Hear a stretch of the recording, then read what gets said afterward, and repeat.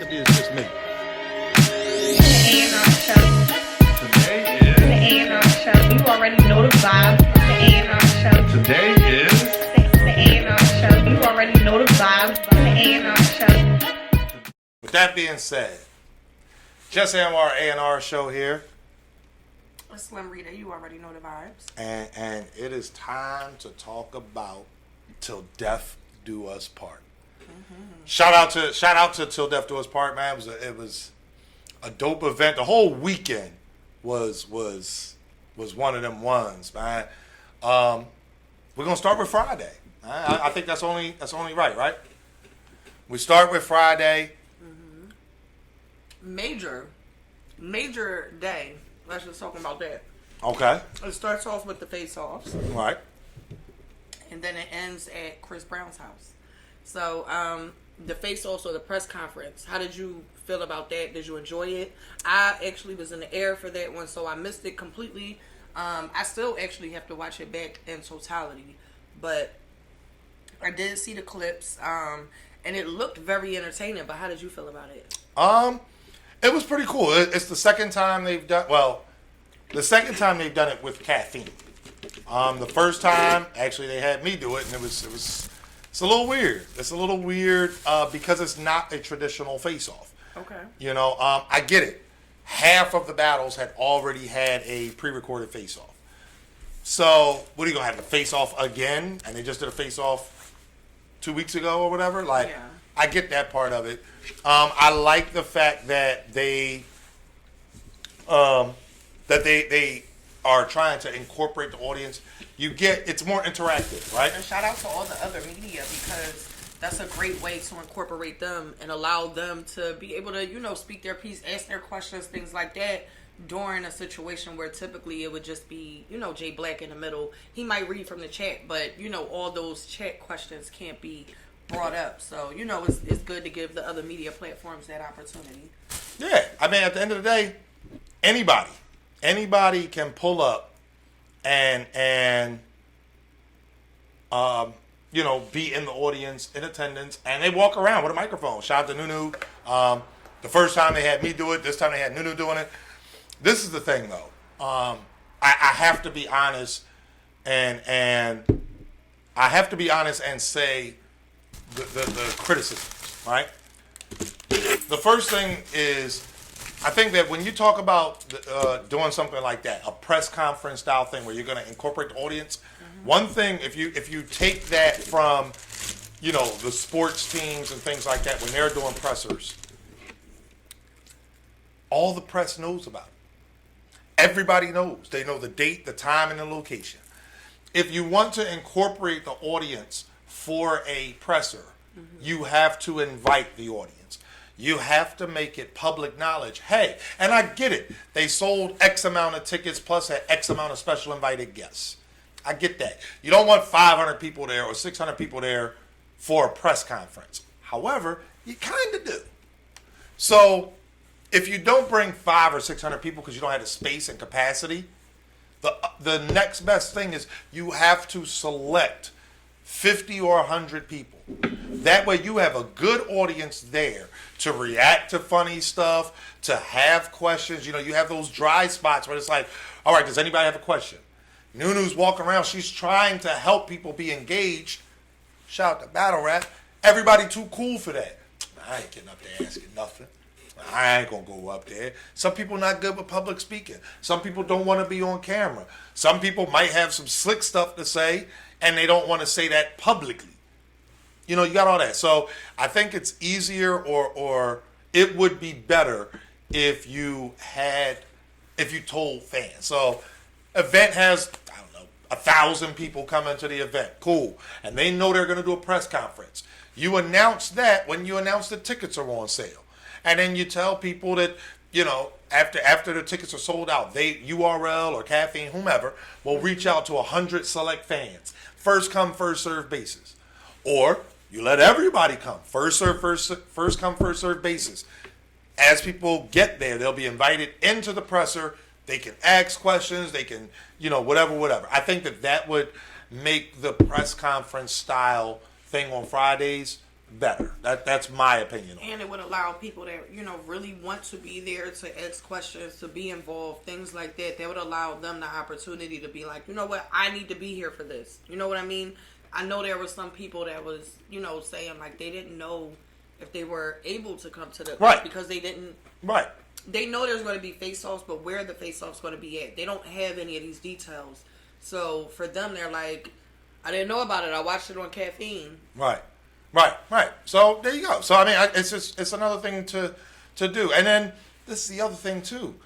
If you're selling limited tickets, you can have people who may not have been able to get a ticket to the event because tickets sell out, but they can still come to the presser. They're in the area. They feel like they want to be a part of that battle rap weekend. Gives them a chance. So that's my takeaway on the presser itself by itself. So what about you? Did you have any feedback, criticism, positive? No, because I said earlier, like I haven't been able to watch it in totality. Okay, right. So you I've just seen clips. So I was just asking you, like, how did you enjoy it? How did the night go?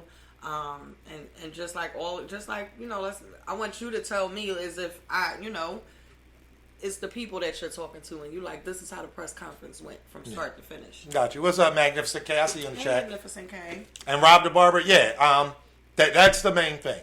Fans have questions. You start typing in the chat, and the chat moves so fast on those URL streams. I have no idea. Yeah, so, and I get it. You got a whole tablet with just the chat, and it's still moving way too fast. Yeah.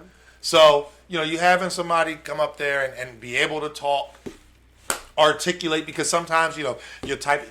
You cannot translate emotion or passion through text. Mm-hmm. You have one option. Put it in caps. That's it. So I think that, if you're able to be there and ask a question and what have you, just makes it a little bit better. That's my opinion. So, but as far as how it went, I think it was dope. I think it's cool because those people had already faced off, half of them. It makes it easier for them to, still be able to interact and have that day before feeling without having to go up there and WWE it. So I like that part. Pat Stay and Real Sick, it was dope. I'm a fan of Pat Stay. I think a lot of people know that. So getting to chop it up with him before the presser was cool. And then the one thing I will say that I think they also need to take into account, you have your people, your first two guests. I think that you should, as more people come on, the guests should move over. See, I think the people that are in the presser right there, like it's their section, should be the ones front and center. It should be one person, Jay Black, the other person. Mm-hmm. And so let's say you got Rock and Twerk starting off. Rock's on the left, Twerk's on the right. When their segment is done and you call up the next people, they move down one, and you have the next people there. And then the same thing happens. But that's normally how that goes. Like, you know what I mean? Whoever you're going to be speaking to for the moment, whoever is the focus, should be at the center of attention, so they're closer to the center. And there's not that issue of, like, them, I'm all the way on the other side of this table or this room, per se, and it's like, we're screaming at each other, but we're so far away that you can't really... The people at home can't enjoy the real essence of what's going on. Right. Exactly. So, I mean, that just is what it is. What's up, Danny Ocean? I'm sorry we didn't get to link up all weekend. You know how crazy it was, and my days ended up being like an extra hour or two longer than yours. So, it's like, shit was over with. Hey, all right, the event's done. Yay. All right, let's go in the back and talk about this, and this for another hour, and then figure out where to get something to eat at, and then what are we gonna do? So my bad, Danny Ocean. I got to take that one as a my bad, because you surely asked on Friday and Saturday, both days. You asked what was up with some Madden smoke. So I wouldn't call it ducking. It's just I was a lot busier than I thought I would be, and by the time our days was over, it was crazy. See, look, if you're running for the Madden fade, just I'm not running for the fade. Just I can't play at 3 a.m. I can't. 3 a.m. West Coast time. I can't do it. I can't. You win, Diz. Shout out to Diz. Got to meet him too. But anyway, so that was the presser. So I think it was dope. I'm looking forward to them doing it more. I think they should space it out. and have it be something special. I don't think they should do a presser for every event. Yeah, I think that should be something special for like big events. Which Right. we saw before, like, you know, with the first press conference, it was Lux versus Surf. Right. That's a big deal. Right. So the press conference 100% makes sense. And then again, for this one, it makes sense. Right. I feel like the other thing is, Take your time. sorry, y'all. When you have like these celebrities that are going to be there, it would be dope for them to be in these press conferences too. Have these people What's asking up, y'all Sheeta? questions. Have these people, like, you know what I mean? That also brings more attention to what's going on in the culture. Like, you know what I mean? Having them on stage, 100% dope. But having them in these more intimate settings where they're able to ask questions and just be like a regular fan and be amongst the regular fans in a different way is dope too. So yeah, I would like to see Remy Ma at like a press conference asking questions like who's going to win this battle and why, or come on.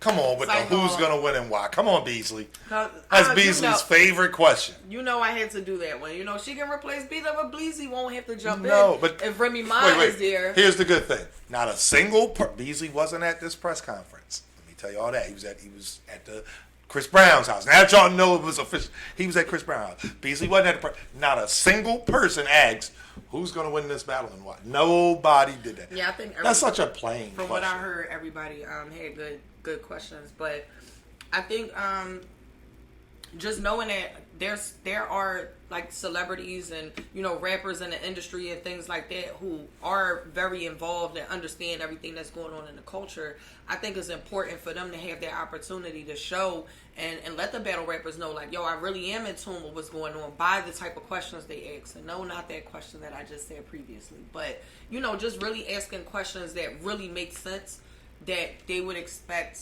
a Jay Black or another media platform to ask this question, not, a celebrity that they're thinking is, they like the bars, but they're not really in tune with the culture. Yeah, and that's the other thing, too. Because I wouldn't want to scare somebody away and have them thinking that they have to think of Jay Black level questions.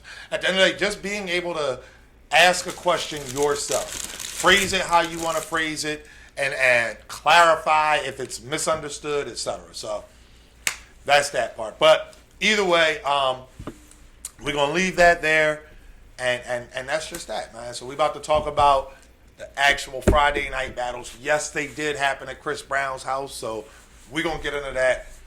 Hang right here, y'all. Let me just...